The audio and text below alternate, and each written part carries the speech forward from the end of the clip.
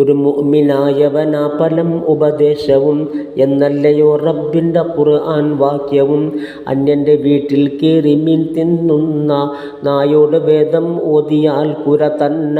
പള്ളിക്ക് വഖഫാക്കുന്ന മുതലും തിന്ന് അഭിമാനമായി ഞെളിയുന്നതാ ചിലരിന്ന്. റബ്ബിൻ്റെ മുമ്പിൽ പറയണം ഇതിനുത്തരം, വരുമെന്നൊരോർമ്മയുമില്ല അഹ്വാലിത്തരം.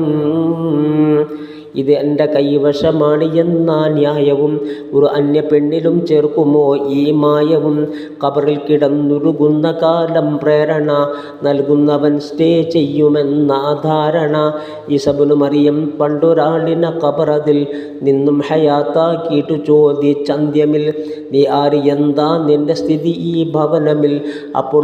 അപ്പോൾ അയാൾ പറയുന്നു കാര്യം വിശദമിൽ, ഞാൻ ചുമടെടുത്ത തങ്ങളെ കഴിയുന്നത്, വിറകിൻ്റെ കെട്ടാണധികവും ചുമക്കുന്നത്. ഒരു ദിവസമിൽ ഒരു കെട്ട് ഞാൻ ചുമക്കുന്നതായി, അതിൽ നിന്നൊരൽപ്പമെടുത്തു പല്ലിൽ കുത്തലായി. ഉടമസ്ഥനുള്ള പൊരുത്തവും നോക്കാത്തതായി, അതുകൊണ്ടതിൻ്റെ ഹിസാബിനെന്നും ദുഃഖമായി. ഇർഷാദിലുണ്ടിത് നോക്കിയാൽ കാണുന്നതാ, 158 വിവരിച്ചതാ.